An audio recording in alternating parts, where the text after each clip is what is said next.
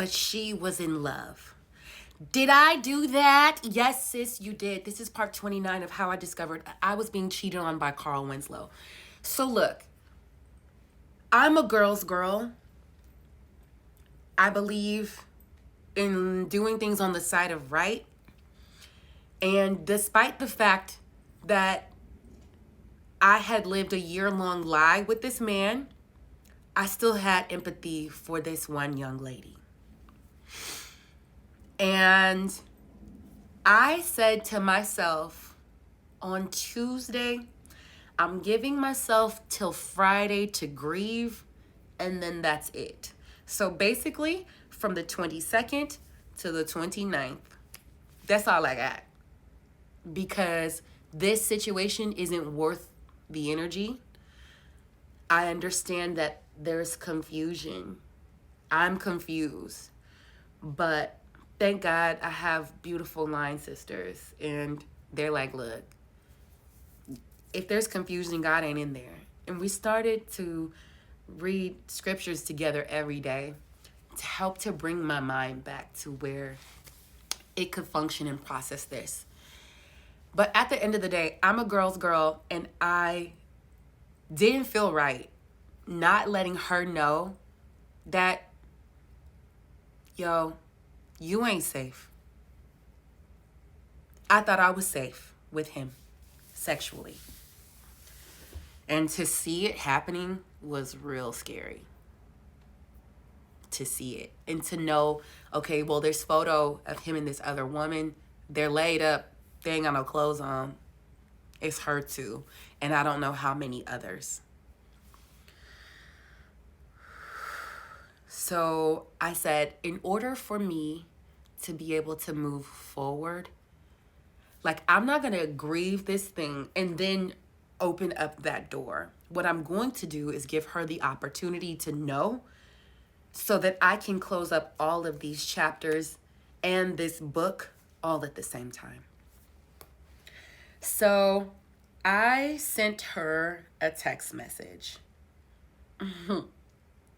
At first, I was just going to call, but I don't answer phone calls from numbers I don't know. So I said, you know what? Let me go ahead and send this text first. And this was on Tuesday.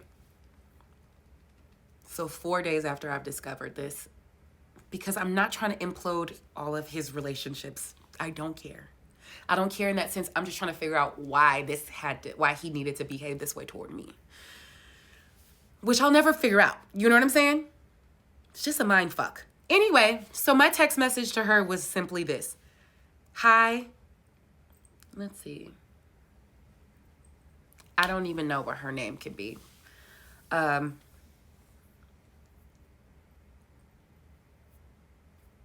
Lily. Hi, Lily. This isn't a spam text. Are you available for a phone call? And then I realized, like, that's kind of vague. And I said, it's important for your well-being.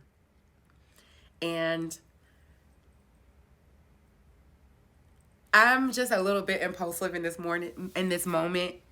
So a few minutes later, I just sent the video that I took of their thread and them having sex.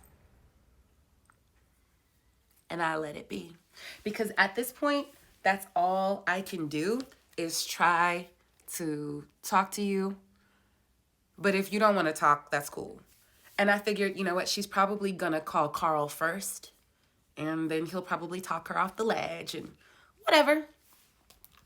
But that was in the morning. That was like 11 something in the morning.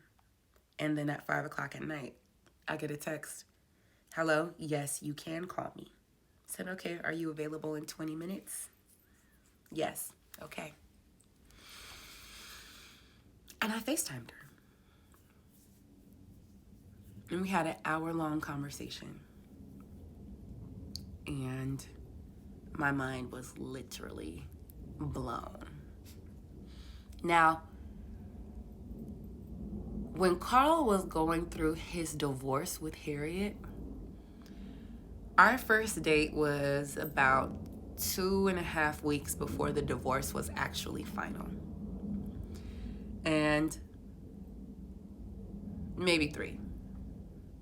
And I told Carl,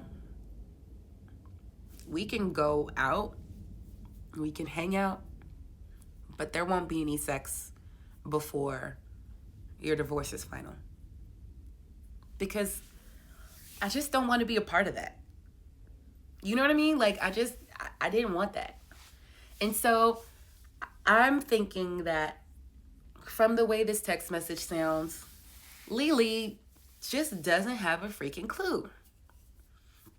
Well, turns out that her history with Carl is pretty extensive. She met Carl the March of 2023 at work. She'd seen him a bunch of times, but her job is in EMS. He's a firefighter. You know, they always interact. They see each other often. And apparently one day he just went up to her and popped at her. And at the time, apparently she didn't know he was still married, and he didn't disclose that information. Well, cut to later in the year, he and I start to date. I guess right around the same time, she moved away to another state. And as she's telling me this story about them, it seems as if they interacted mostly when we were on breaks after that. They were doing kind of like a long distance talking thing, but they didn't physically see each other again until April, supposedly. And that was the time where we were on a break before we reconnected. And I remember being at his house at some point after that, seeing an STD check on paper. And I said, hey,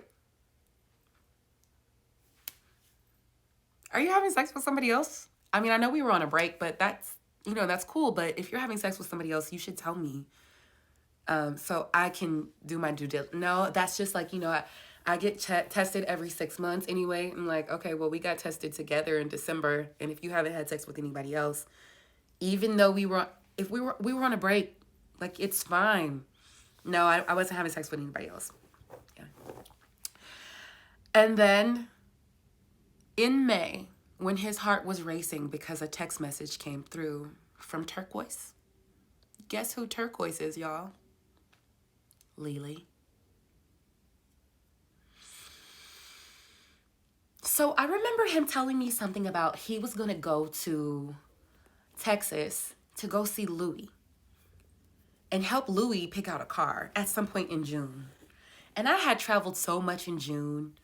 I literally was everywhere. And he ended up going on a family cruise. But he said, oh yeah, Louis is going to pay for me to go out there to go see a car with him. And that just went away. I don't know what happened. He just stopped talking about it. Like, oh, I'm not going to go anymore. Or maybe it was like, it was Memorial Day weekend. He just stopped talking about it. He's like, oh, never mind. I'm not going to go anywhere. He was supposed to go see Lily. That just failed. And so then cut to his birthday. Lily thought she was going to come to Atlanta to visit him for his birthday. Sends him a gift. And all of a sudden he says, you know what, Lily? I'm with Brittany. We're together. And apparently this is the first time that he's actually admitted that he's in an actual relationship. And so Lily says that she backs all the way off and, that's it.